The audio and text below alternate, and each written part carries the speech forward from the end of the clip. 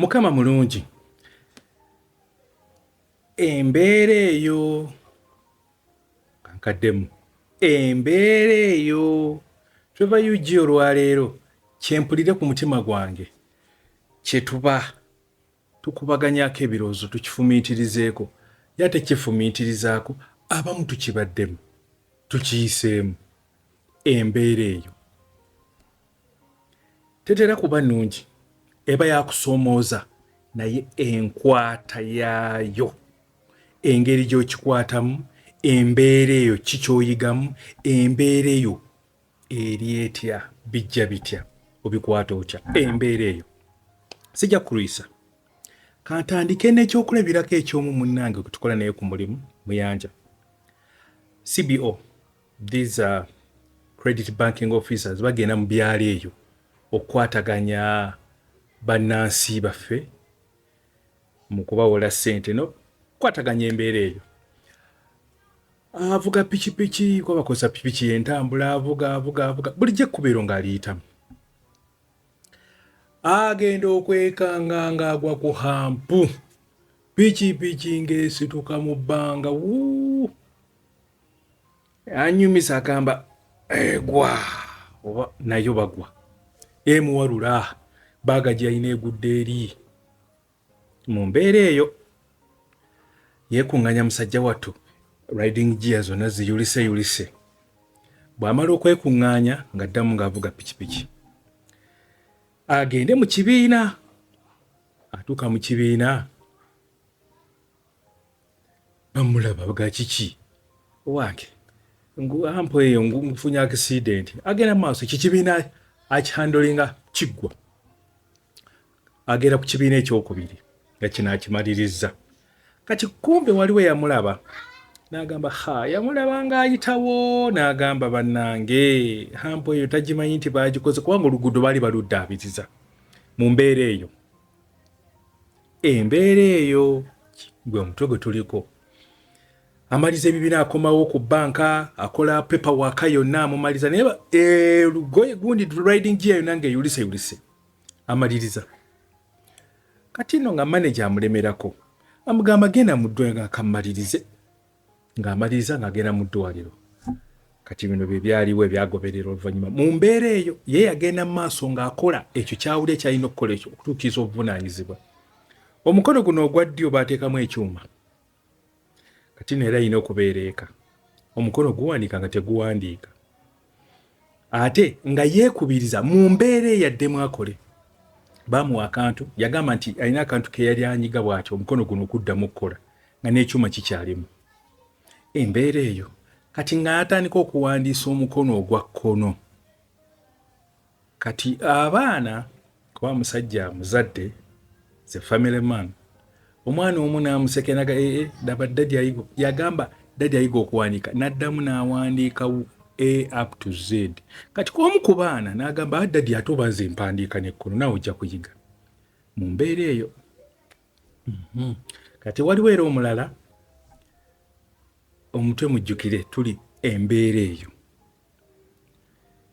Peter, olunaku nali nkoledde ku branch eyo naye tumutunuulira ng'asirise. Yali musajja musirise ate neeyongera okusirika naye ng'alina engeri gy'akolamu feesi gy'agifunyamu nga concentratinze ku ekyo kiki yali akola. Mu mbeera eyo mujjukire gwe mutwe.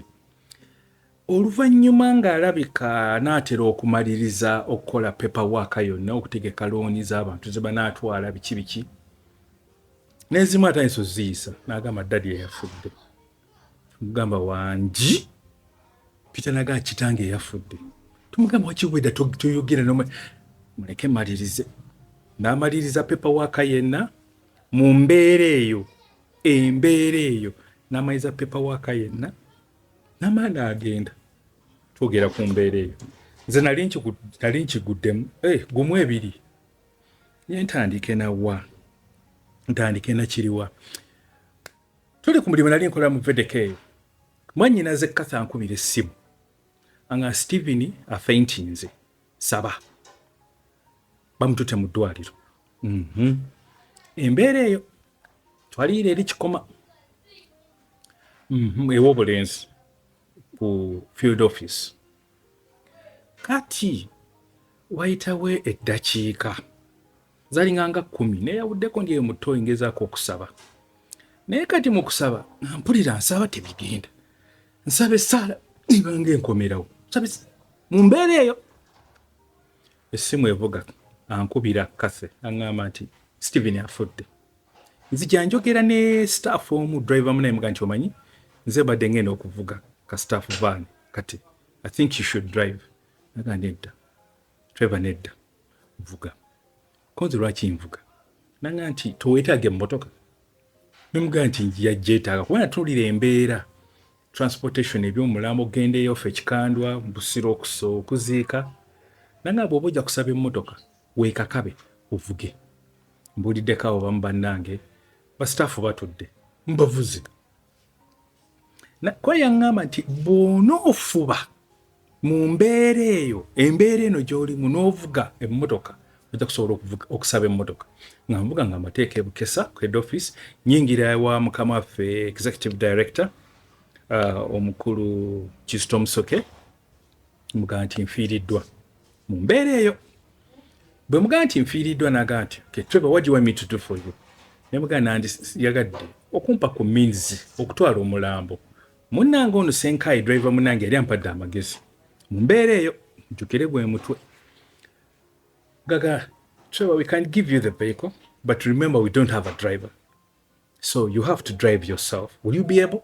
Kwanza sebo nja kuvuga neyanziza enkya emmotoka gikime but after burial bring it back kunze taata sebo neyanziza mu mbeera eyo nenzirayo eka nga bwebimanyi byokufiira twogedde baga nti tukoze tutya emmotoka tekunza ku office bajja kumpa emmotoka bagimpadde actually kyeki boogedde I don't care enkya nengireeta nenvuga mu mbeera eyo mu nnaku eyo nenvuga neekuŋŋaanya nenvuga omulambo gwa muto wange Steve ne tugenda ekikandwa ne tuziika bwetwama daddi naŋŋamba wanziika bye navuga mu mmotoka abaalimu mwalimu taata maama mwami Boaz Muwanga ne maama Mike ne kojja Reverend Canon Lukwago nenvuga tugenda tuziika nenkomyawo nembakomyawo nemba dropping eka nzizayo emmotoka ku mulimu embeera eyo tugiyitamu ffenna n'abamu tuyinza okuba tugirimu naye tugikwata tutya embeera eyo mpeeyo ekyokulabira kampa ekyokulabirako ekyokubiri mukyalange eyasooka yafa yembeera eyo gyendeeta kati twali ku Totoyi Kibuli by then nali nkola mu company bagiyita Bushnet twali tuva mu bank essimu bwevuga nga mukama wange supervisor gwe nali naye nga nkwata essimu twali tuteekamu namukka mu mmotoka nali nteekamu bongeramu omukka gw'emmotoka kati ne baŋŋamba mukoddomi wange nankubira naŋŋamba kayira nange nti Lydia afudde bwe nakoma mu mmotoka ne ŋŋamba supervisor wange ne mugamba nti mukyala wange afudde nvuga tuddayo emuyenga ku Bushnet offices kati nze olwapakinga bwe nti neŋŋenda emmanju mugimanyi embeera eyo bw'oba ogirimu nembeera emmanju eyo nentundula nendowooza ate teyafiira waka yafiira mpija eri mba relatives mubeera awo ekubagiza tubitegeera office mwe twali tukolera mwalimu abazungu oba abeeru basatu twalina boss waffe Christopher Wilson twalina he was a British two Scottish nga kuliko officer mu office eyo abaali bakola abaddugavu balimu babiri mu software dealing with software kwaliko nze the driver kwaliko supervisor oyo kwaliko cleaner then it was a small staff kati mukama wange yali agenda Ntebe oyo Christopher Wilson kati ajja nga Trevor, I've heard you've lost your wife. I'm sorry about it. But I have to fly. Now, I think I'm giving you my vehicle. They will give you 30 liters of fuel. Emmotoka gy'agamba okumpa Range Rover. Bw'agenda nagagenda wali bakuwa amafuta liita 3. Mu mbeera eyo neekuŋŋanya mangu.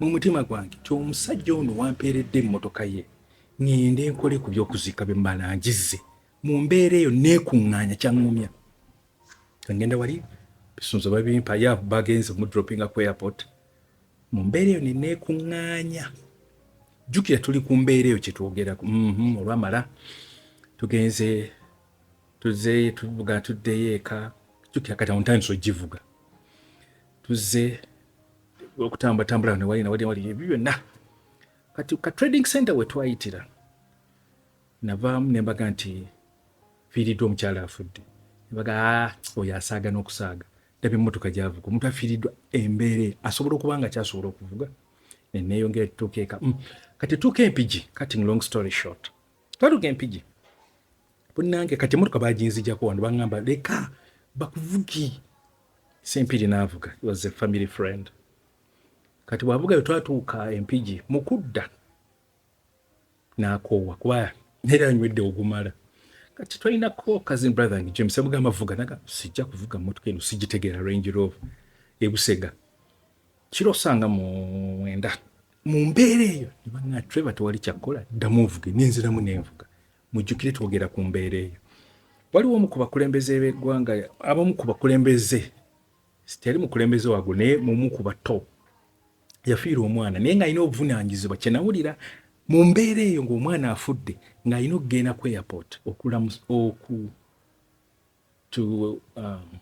welcome a guest yali ayinge naye ng'obuvunaanyizibwa buli ku ye tasobola budelegatinga bagamba n'ogamba bananyumya n'emboozi nti yabuuka omulambo n'agenda n'akola rooli eri n'akomawo twogera ku mbeera eyo leero kiyinza obutanyuma naye kyenjagadde tugabaneko embeera eyo tugituuseemu etuyisiza etya tukikutte tutya oba abalala baligituukamu balikikwata batya embeera eyo ebeeramu okusoomooza naye ggwe ogikwata otya Trevor Yugi ekyoyo kyengabanye embeera eyo kama mulungi